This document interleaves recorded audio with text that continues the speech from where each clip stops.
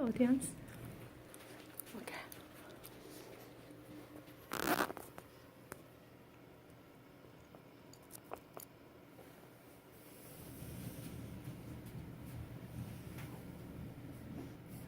I have a friend who married a man because he was smart and charming, and his future looked so promising. Since he was a graduate from Harvard, after their wedding, they lived about 2 years and got divorced because the man lied to his wife. He never attended Harvard and even now walked nearby the school. Okay. I'm sure that this is really devastating situation for anybody. Like one is punched on the face or stabbed on the back by the most trusted ones. But how many of you realize that you may be stabbed by your favorite choices daily or by minute? Have you ever thought about that? Let me explain what kind of challenge we currently face every day in detail. The problem I want to address here is that majority of us accept and believe something on the internet without any hesitation. In his experiment, MIT cognitive scientist David Rand found that people are inclined to believe fake news at least 20% of the time. And Stanford University psychologist Sam Weinberg led a team to research in 2016 why people make bad judgment about what to trust on internet. Weinberg's research team found that Americans of all age, from digitally savvy tweens to high IQ academics, failed to ask important questions about contents they found on the browser.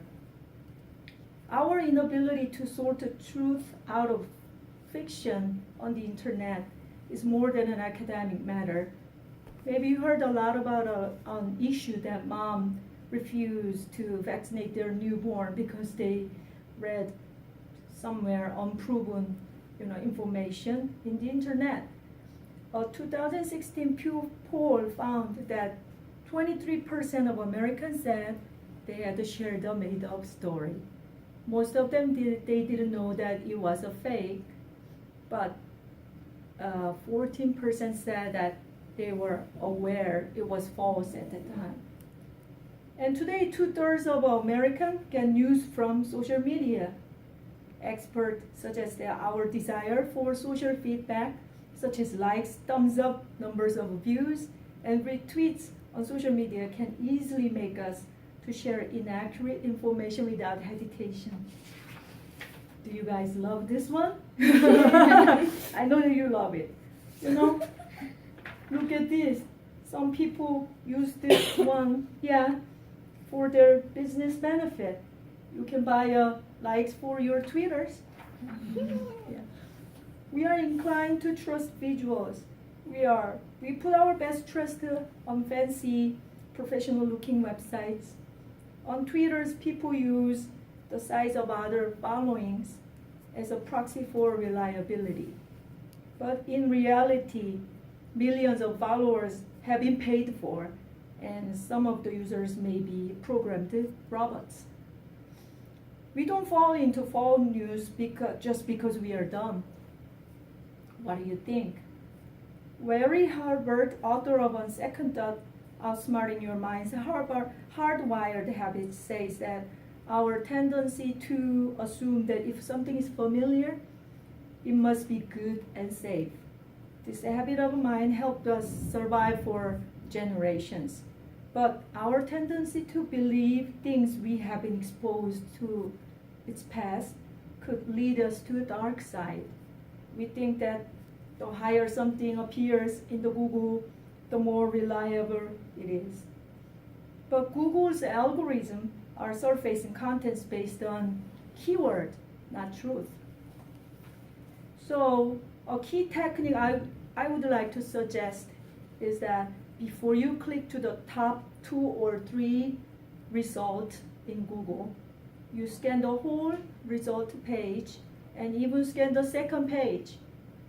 And when you click on the website, you read through it, not part of it, or not only the headlines.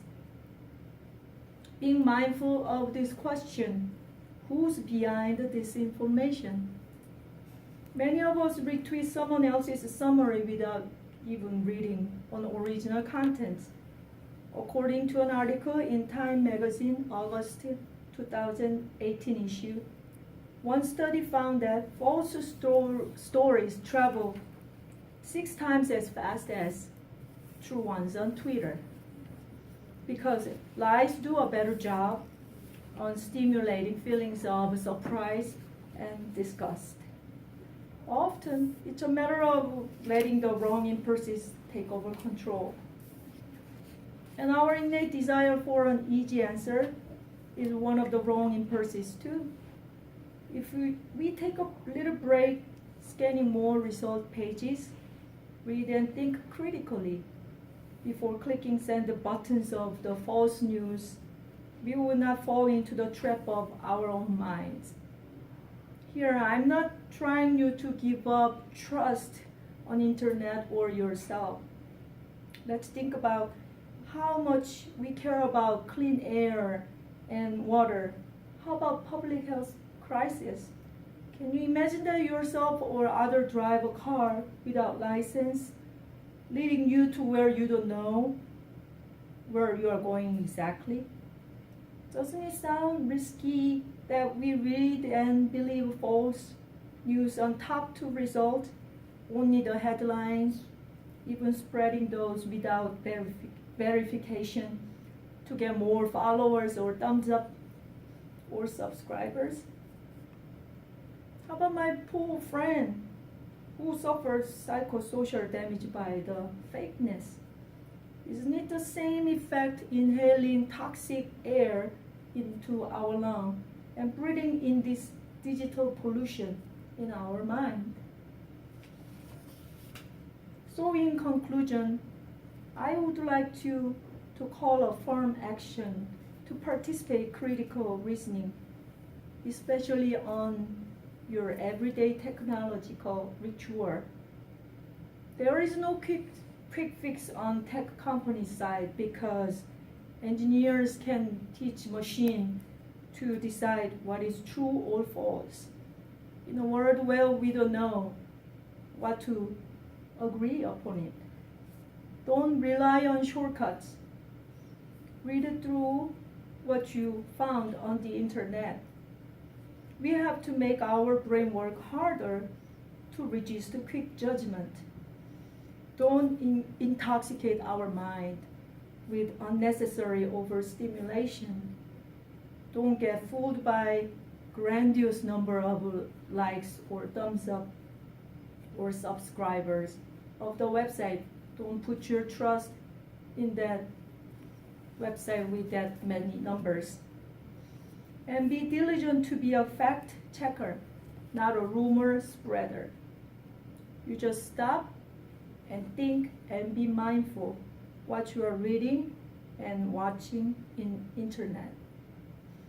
Let's practice to clean up digital pollution and build up trustful virtual community where we can raise up our next generation safely. We got 8:30.